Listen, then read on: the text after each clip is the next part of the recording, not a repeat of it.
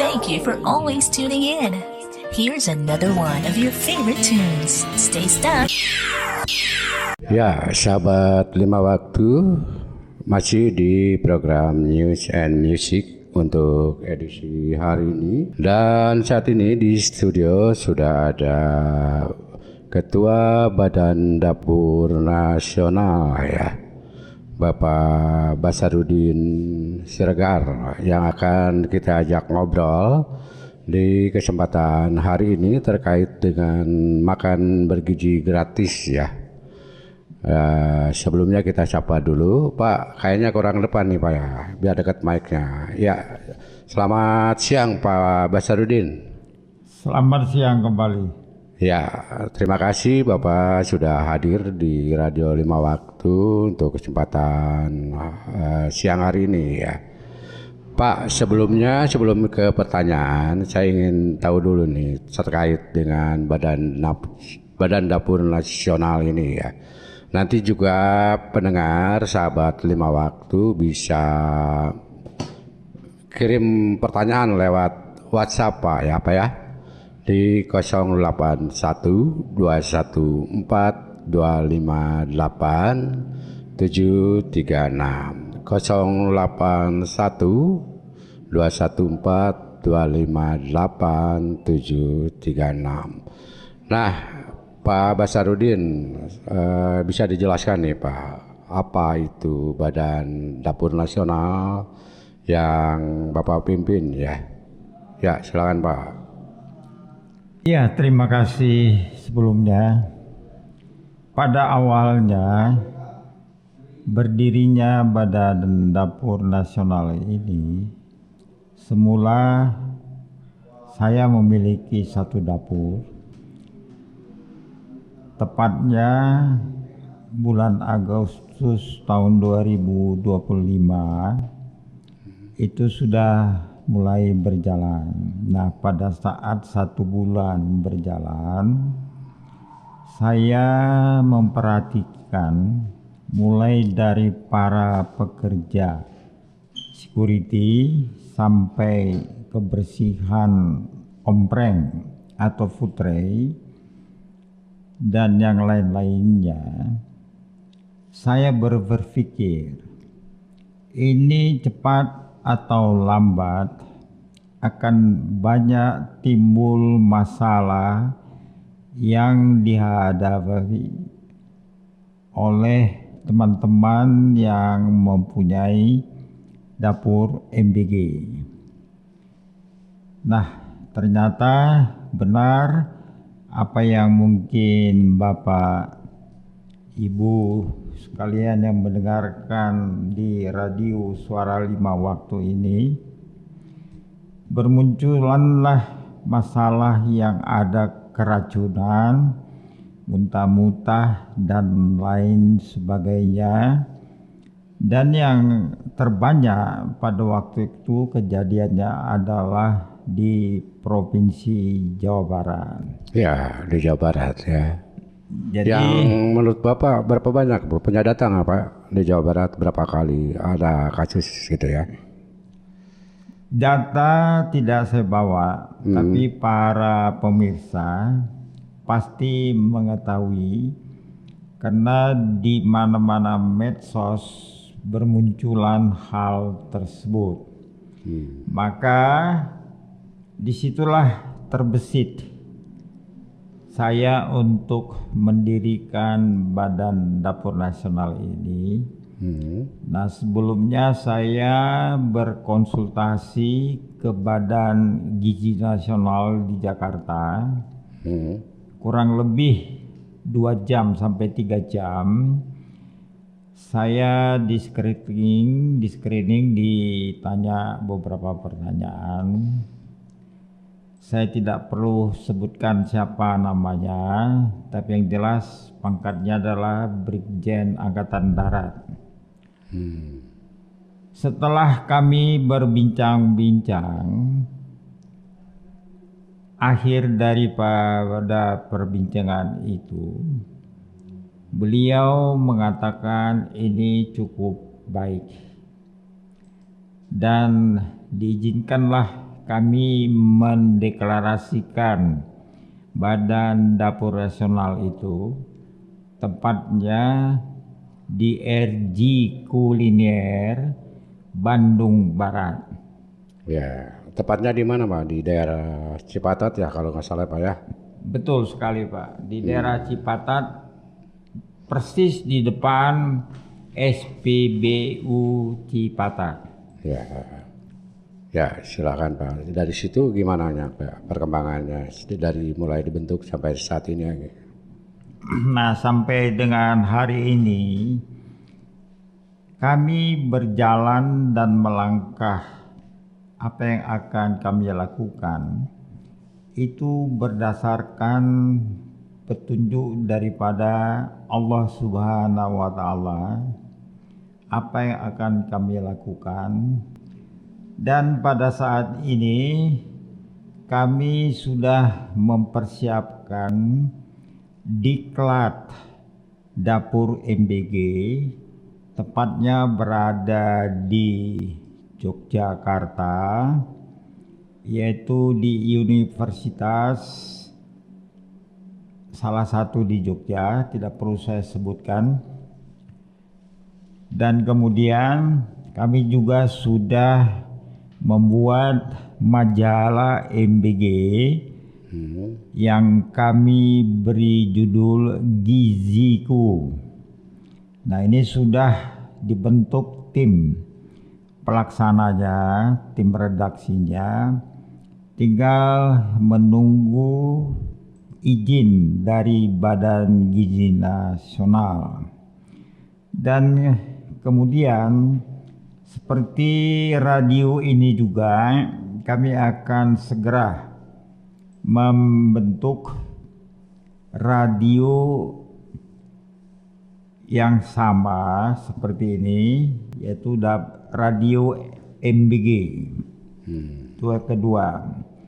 Dan program kami yang berikutnya, kami sudah mencari beberapa titik di Jawa Barat, kemudian di Aceh, Sumatera Utara, kemudian Provinsi Riau.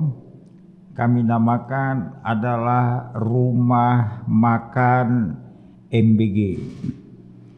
Jadi jika Bapak melihat, mendengar itu sudah berjalan, di sana akan disajikan yang betul-betul menu sesuai ketetapan anggaran dari pemerintah, mulai dari harga Rp10.000 per porsi sampai dengan yang termahal Rp50.000 sesuai dengan pesanan yang diinginkan. Nah, program unggulan kami adalah yakni yang kami sebut kedaulatan pangan regional Provinsi Jawa Barat, memenuhi kebutuhan dapur MBG se-Jawa Barat dan menstabilisasikan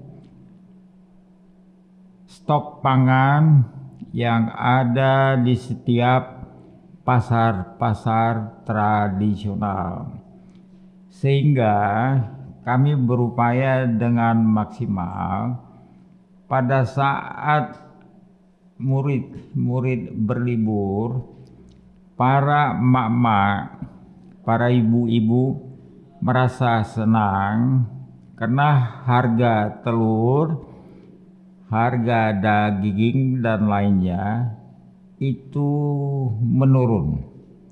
Tapi pada saat sekolah itu kembali seperti biasanya, mulailah di sana sini adanya keluhan-keluhan tersebut. Namun saya juga mohon dukungan doa daripada pemirsa.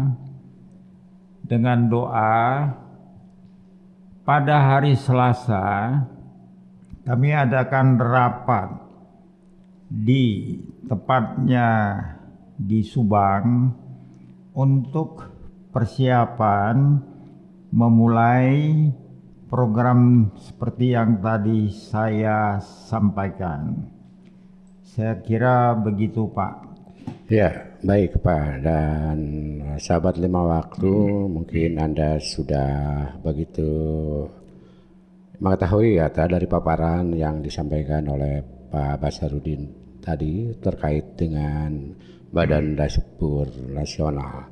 Nah gini Pak, beberapa waktu lalu, bulan sekarang atau bulan kemarin ya, terjadi pergantian Ketua Badan Gizi Nasional ya. Dari Ketua lama Pak Dadan Hendayana kemudian ke Ibu Nani dan sekarang dijabat oleh Ketua yang baru ya Pak ya. Ya. Nah dari pergantian pimpinan atau kepala BGN ini Bapak memiliki atau punya pendapat atau pandangan terkait dengan 2 kali pergantian kepala Badan Gizi Nasional. Ini Pak, apa nih pendapat Bapak? Jadi begini Pak, saya katakan di mana-mana bahwasanya program MBG ini adalah program mulia. Hanya kalau kita melihat dan mengetahui beberapa waktu yang lalu yang sampai saat ini sudah beberapa orang yang masuk BUI. Nah, kita jangan melihat oknumnya, tapi yang kita lihat itu adalah programnya. Yeah. Jadi kalau mau berdemo atau memberikan suatu protes, yaitu pelaku-pelaku tersebut. Nah, adapun pergantian yang disampaikan tadi, sebanyak 3 orang sudah menjadi kepala Badan Gizi Nasional. Kita harus memakluminya karena ini adalah program besar di negara kita. Tentu Bapak Presiden Prabowo akan memantau terus bahkan menerima laporan-laporan yang mana beliau akan memberikan yang terbaik dari baik untuk selanjutnya menjalankan program MBG ini. Dan kami pun Badan Dapur Nasional ini siap untuk menjadi ujung tombak dan partner dengan Badan Gizi Nasional untuk berperan serta dari mulai menyiapkan kebutuhan dapur MBG sampai dengan memantau, memonitoring sesuai dengan ketentuan dan aturan yang diberikan oleh Badan Gizi Nasional. Begitu Pak. Ya, baik. Nah, itu tadi terkait dengan pergantian pimpinan ya di Badan Gizi Nasional atau BGN yang sudah sekarang ketiga ya, pimpinan ketiga Pak ya. Ya, sejak dibentuknya BGN sejak kepemimpinan Presiden Jokowi ya. Nah Pak, kan sekarang banyak nih dapur MBG yang sudah berdiri namun belum bisa beroperasional sampai menghabiskan waktu berbulan-bulan untuk mereka bisa melakukan pelayanannya kepada masyarakat, dalam hal ini para siswa di sekolah maupun ibu hamil atau lansia. Gimana nih Pak, pandangan Bapak? Saya kira begini Pak. Tadi semula sudah saya katakan program MBG ini adalah program mulia. Nah, dengan banyaknya berdiri dapur MBG, itu ada juga yang mereka lakukan tidak mengikuti dari aturan yang dikeluarkan oleh Badan Gizi Nasional, dan banyak kesempatan pihak-pihak luar untuk memanfaatkan yang ingin membantu membangun dapur MBG. Jadi ada pun bahkan yang sudah mengeluarkan biaya dan sudah membangun sampai 100%, itu banyak yang menghubungi saya melalui WA. Nah, saya mengatakan, jika bapak atau ibu melakukan hal tersebut sesuai dengan petunjuk yang dikeluarkan oleh Badan Gizi Nasional, hanya tinggal waktunya yang menentukan.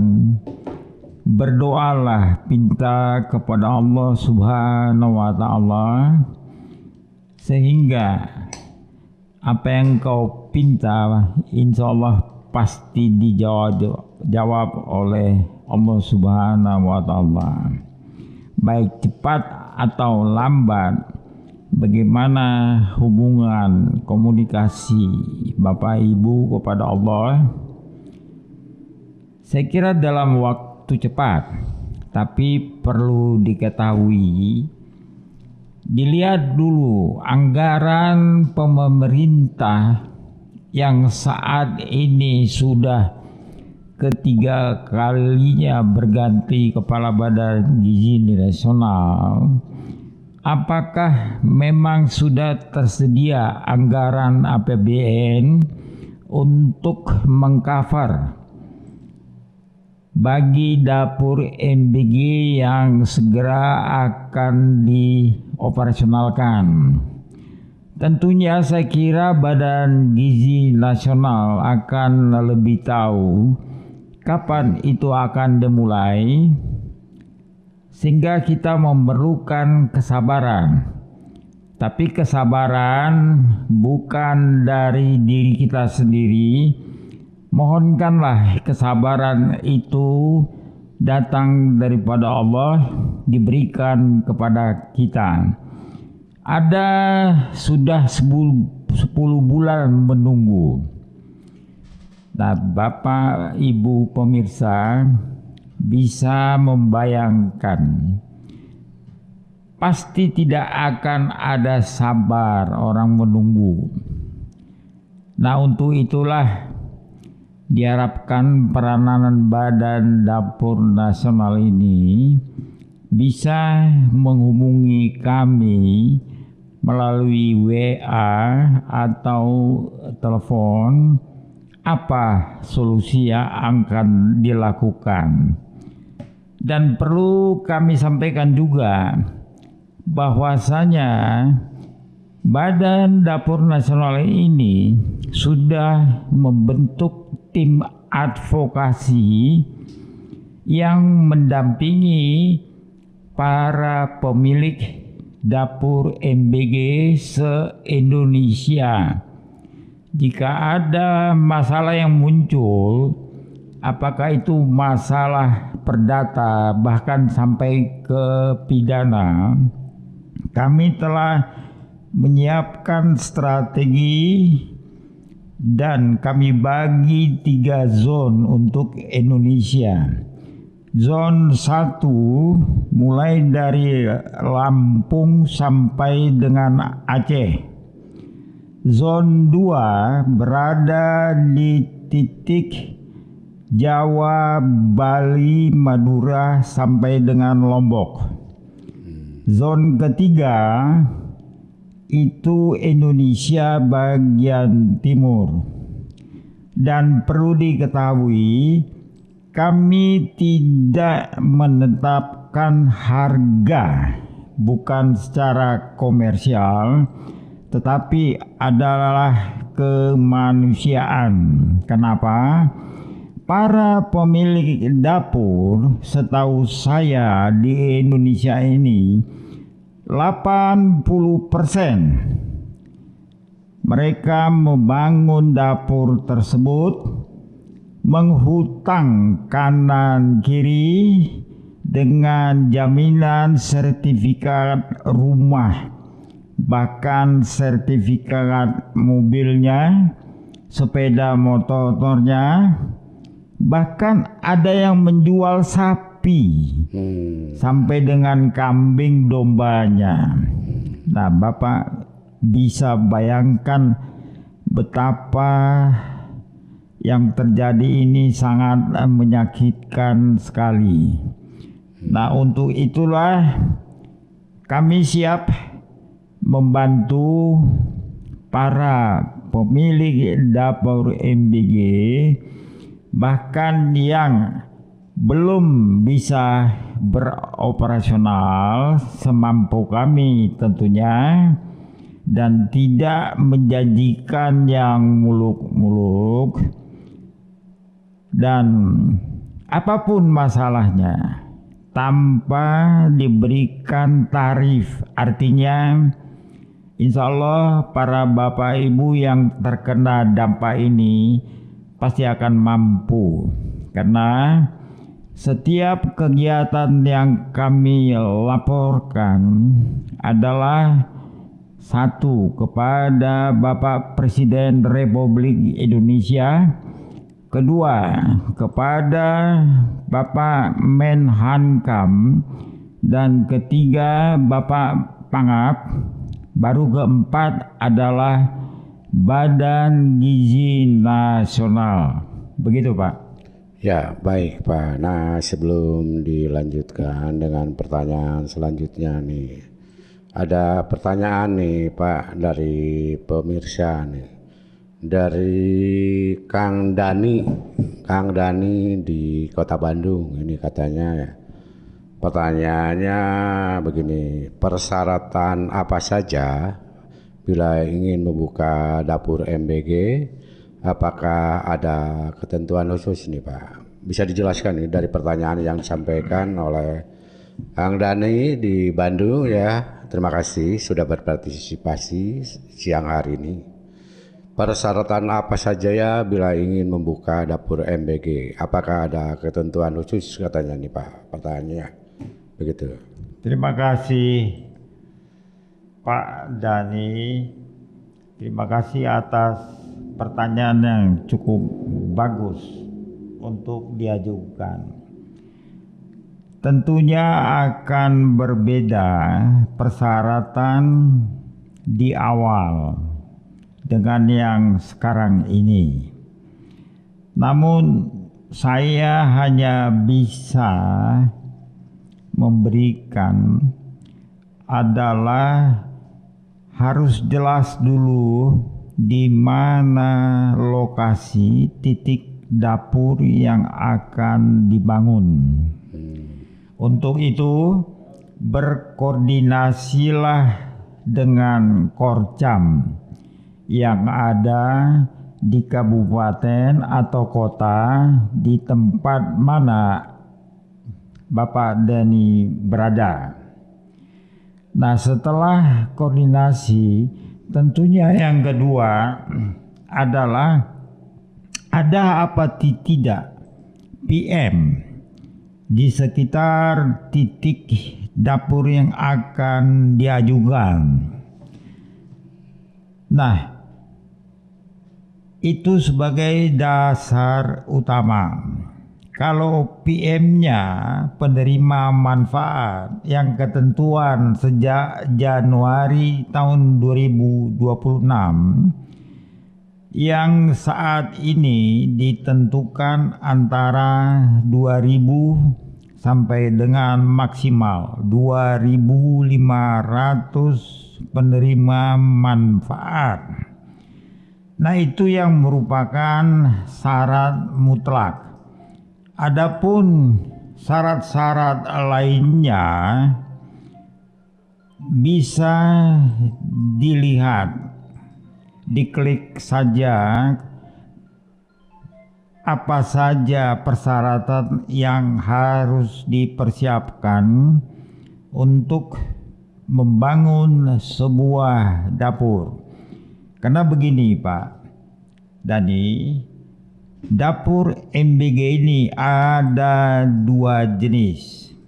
Adalah membangun sebuah dapur MBG yang membiayai langsung atau yang disebut program mandiri, dan yang kedua adalah program 3T. Jadi untuk supaya lebih jelas dan pastinya, diketik saja itu akan muncul. Tapi seperti yang saya sampaikan tadi, jika kedua hal tersebut sudah jelas dan sudah koordinasi dengan Korcam, Badan Gizi Nasional, tentunya syarat-syarat pembangunan luas daripada dapur itu sendiri diusahakan maksimal 3 sampai 400 meter persegi. Yang 300 adalah untuk luas bangunannya. Yang 100 adalah tempat parkir, baik parkir motor karyawan yang bekerja dan kedua unit mobil yang distambaykan 24 jam untuk mengantar hasil produksi ke PM, penerima manfaat. Begitu Pak. Ya, baik. Begitu ya Kang Dani di Kota Bandung yang sudah menyampaikan pertanyaannya, menyimak obrolan kami di limawaktu.id bersama Ketua Badan Dapur Nasional ya, Ketua Umum Badan Dapur Nasional Bapak Basarudin Siregar. Baik, kita kembali lagi Pak ke pertanyaan selanjutnya nih. Kita pengen tahu nih kesiapan dari Badan Dapur Nasional sendiri terkait dengan program makan bergizi gratis ini yang digulirkan oleh pemerintah, dalam hal ini oleh Presiden Prabowo Subianto. Silakan Pak. Ya, kesiapan gini Pak, kesiapan Badan Dapur Nasional ini untuk program MBG ini seperti apa nih Pak? Insya Allah Pak, kami sudah menyiapkan dari hulu dan hilirnya. Yang jelas Pak, banyak orang tidak menduga dan pemerintah juga tidak mempersiapkan kebutuhan yang dikelola oleh setiap dapur MBG itu banyak memakan stok, baik sayur mayur, ikan, daging, telur, dan lain sebagainya. Sehingga dampaknya apa yang kita lihat dan dengar, yang pertama mengeluh ini adalah emak-emak. Maka dari itulah kami berupaya untuk menstabilisasikan stok pangan yang ada di setiap pasar-pasar tradisional yang akan kami segera memulai dari Jawa Barat, Provinsi Aceh, kemudian Sumatera Utara, dan yang lainnya. Dan perlu diketahui Pak, kami sudah membuka perwakilan Badan Dapur Nasional ini di Aceh sudah terbentuk 100%. 23 kabupaten kota dan 1 provinsi. Dan di sana juga menunggu kedatangan saya untuk memulai program yang saya sampaikan tadi. Bahkan sampai Papua Pegunungan, Papua Barat, ada 5 provinsi dan di sana juga telah terbentuk. Jadi tadi saya sudah katakan, Badan Dapur Nasional siap menjadi garda terdepan untuk bisa menstabilisasikan baik program-program yang membantu sepenuhnya program yang sudah dipersiapkan jauh hari sebelumnya oleh Badan Gizi Nasional. Begitu, Pak? Ya, baik Pak. Itu terkait dengan ini ya, kesiapan Badan Dapur Nasional untuk program MBG. Nah, ternyata obrolan kita juga ada yang ini ya, Pak. Menyimak nih, ternyata ada pertanyaan satu lagi yang masuk nih ya, Pak, dari Teh Santi di Tangerang ya. Ini pertanyaannya, apakah ketika mendirikan MBG ada pelatihan dari Badan Dapur Nasional atau pusat khusus seperti memasak, mencuci piring, operasional, pengantaran MBG ke sekolah-sekolah dan sebagainya. Jadi intinya, apakah BDN melakukan pelatihan Pak untuk program MBG ini untuk dapur-dapur yang sudah mulai berdiri di seluruh Indonesia nih Pak? Ya, terima kasih Teh Santi yang berada di Tangerang.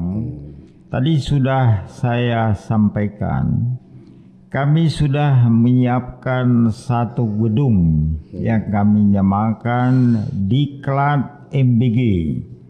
Oh, ada ya Pak ya? Ada Pak. Satu gedung, jadi ya? Itu hanya 100 hari Pak. Bahkan untuk tempat tinggal di sekitar Diklat tersebut di Yogyakarta juga telah kami persiapkan. Nah, kapan dimulai Pak? Saya selalu mengatakan kepada seluruh yang bertanya, saya bilang waktu yang saya ambil adalah waktu Tuhan, bukan waktu manusia. Apabila waktu yang menentukan itu adalah Tuhan, Allah Subhanahu wa Ta'ala, maka itu adalah waktu yang sangat tepat, sehingga diklat tersebut bisa berjalan normal baik seperti apa yang diharapkan para pengguna atau para penerima manfaat.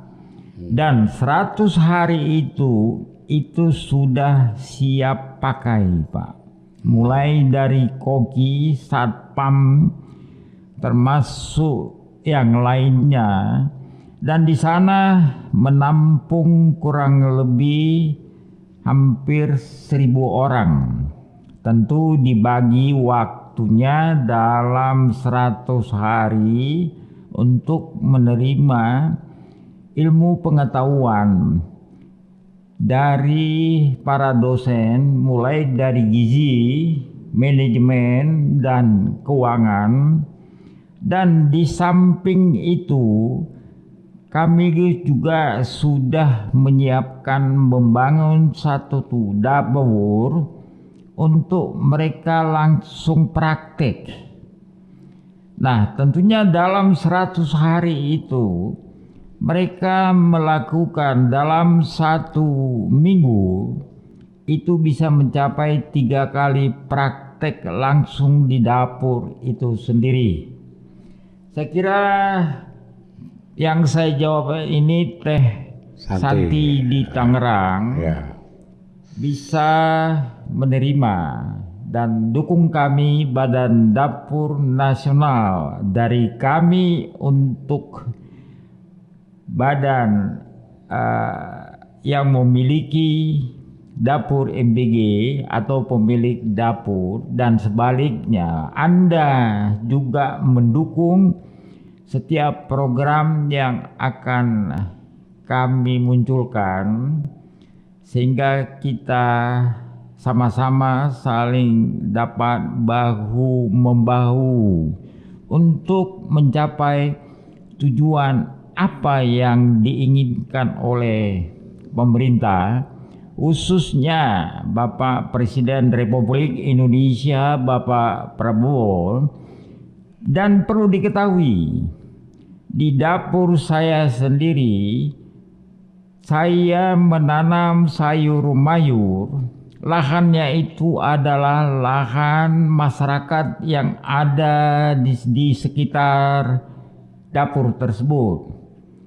Nah, hasil yang diperoleh itu berupa sayur mayur yang non menggunakan pupuk. Yang digunakan adalah pupuk organik 100%. Bahan bakunya adalah dari limbah cair dapur itu sendiri dan limbah padat. Ini yang sudah diproses menjadi pupuk organik. Tentunya hasilnya adalah sayur organik, dan kurang lebih 50 hektar sudah siap untuk kami mulai. Bahkan kami sudah launching sekitar bulan Oktober di Kabupaten Subang, tepatnya di Desa Cijengkol atau Curug Goong. Jadi ini kami bukan hanya sekedar wacana. Dan perlu diketahui, kami tidak menggunakan dana APBD, APBN. Bahkan orang melihat ini ketum ini nih uangnya banyak. Saya bilang tidak. Dana tersebut adalah dari Allah Subhanahu wa Ta'ala yang menggerakkan hati, relasi saya, network saya, memberikan bantuan sepenuhnya, baik mulai dari seminar seterusnya sampai sosialisasi. Dan yang kasihan itu adalah Pak Lurah Desa Cijengkol.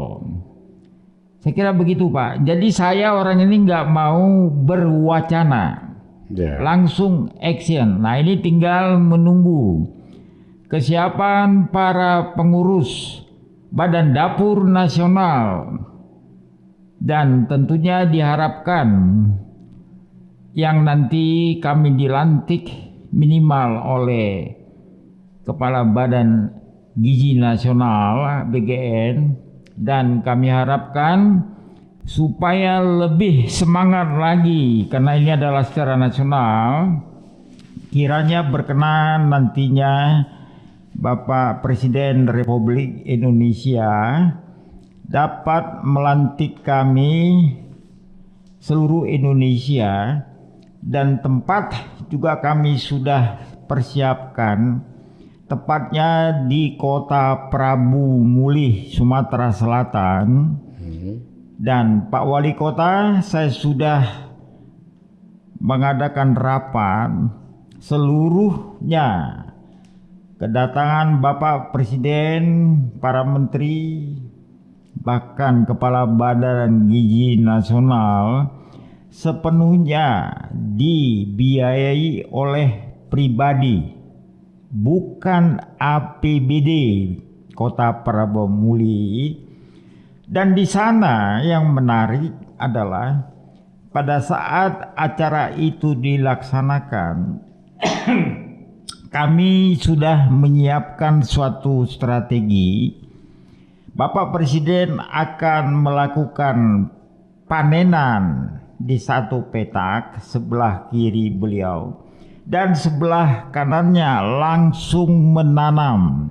Yang selama ini Bapak Ibu ketahui, acara penanaman, dan hal ini kami lakukan memanen dan menanam apa yang ditanam untuk kebutuhan dapur MBG seluruh Sumatera Selatan. Ya, udah ada lahannya Pak ya. Sudah Pak, 50 hektar sudah disiapkan Pak. Baik. Nah, balik lagi nih Pak ke pertanyaan dari pendengar ya, sahabat Lima Waktu ini. Dari Pak Wawan di Garut. Pertanyaannya, apakah BDN dibentuk sebagai lembaga permanen atau hanya ad hoc untuk program MBG? Jika permanen, apa exit strateginya? Terima kasih ya Pak Wawan di Garut yang sudah bertanya di obrolan kita sore hari ini, siang hari ini Pak. Ya, begitu pertanyaan Pak, apakah Badan Dapur Nasional ini lembaga permanen atau hanya ad hoc untuk program MBG? Jika permanen, apa exit strateginya? Itu dari Pak Wawan di Garut. Ya, terima kasih Kang Wawan yang berada di Garut. Insya Allah dalam waktu dekat ini ada kunjungan saya ke Garut, dan mudah-mudahan kita bisa bertemu di darat berbicara lebih panjang. Yang jelas perlu Bapak Wawan ketahui, pada saat saya bentuk Badan Dapur Nasional ini, saya berdoa kepada Allah Subhanahu wa Ta'ala, ya Allah, berikanlah petunjuk-Mu. Jika Allah izinkan ini saya bentuk, dan tuntun langkah hamba-Mu untuk bisa melaksanakan ini. Amin. Ternyata doa saya itu dijawab Allah. Kenapa? Pada waktu diselenggarakannya deklarasi yang pertama, itu dana di dompet saya hanya 1 juta rupiah. Tapi tadi sudah diberikan petunjuk dan Allah menuntun sehingga acara itu bisa diselenggarakan pada waktu itu. Yang saya undang hanya 20 orang. Yang datang Pak Wan ketahui itu 70 orang. Bertepatan acara itu di restoran milik kami sendiri. Kalau makanan standby siap, tapi saya juga tidak menyangka mereka rela berdiri untuk mendengarkan, dan waktu itu juga langsung di launching oleh salah satu asuransi yang memberikan asuransi kebakaran kepada yang memiliki dapur MBG seluruh Indonesia, dan tanpa Bapak Ibu yang memiliki dapur itu membayar preminya. Siapa yang membayar? Tentunya adalah Badan Dapur Nasional. Dan yang kedua adalah memberikan insiden insurance kepada seluruh karyawan yang bekerja di setiap dapur MBG. Banyak yang tentunya diberikan keringanan bantuan dari Badan Dapur Nasional. Jadi untuk itu harapan kami di tahun 2026 ini pengurus Badan Dapur Nasional seluruh Indonesia dapat dilantik Oleh seperti yang saya sampaikan tadi, kami siap tempur untuk melakukan program dan menjadi garda terdepan, karena saya mengetahui bagaimana Bapak Prabowo Subianto, waktu itu beliau adalah ketua HKTI dan saya juga ketua umum Asosiasi Hutan Tanaman Rakyat Mandiri Indonesia. Sudah jalan 18 tahun saya pimpin ini, dan banyak para petani yang kami tolong dari pihak-pihak ketiga yang merugikan mereka, mulai dari Riau, Papua, Sumatera Utara. Begitu Pak. Jadi saya saat sekarang ini memimpin menjadi ketua umum Ketua Umum Badan Dapur Nasional, dan saya juga Ketua Umum Asosiasi Hutan Tanaman Rakyat Mandiri Indonesia, dan ini sudah dikenal, banyak diketahui hampir sebuah kementerian yang ada di Republik ini, karena setiap kegiatan yang kami lakukan, kami memberikan laporan tertulis kegiatan-kegiatan yang kami lakukan.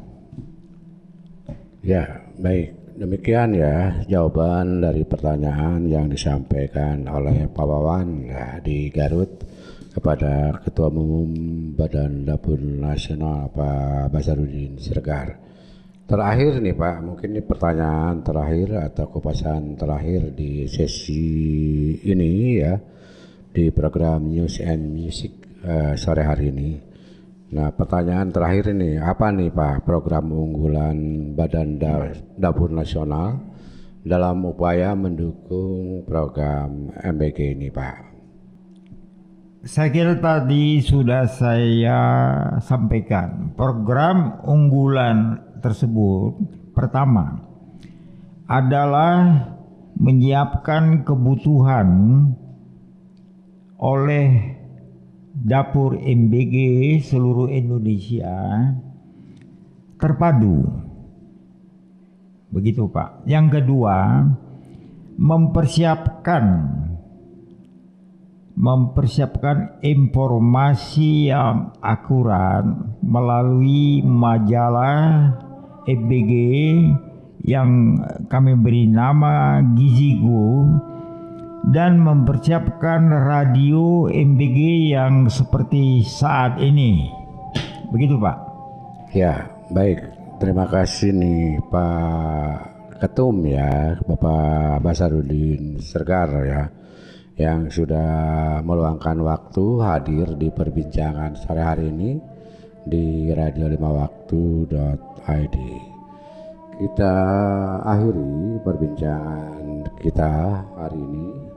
Terima kasih Pak Basarudin sudah hadir di studio kami hari ini, sore hari ini. Sama-sama. Ya, kita akhiri. Terima kasih atas atensi dan kebersamaan Anda sahabat 5 waktu di perbincangan hari ini ya bersama Badan Dapur Nasional.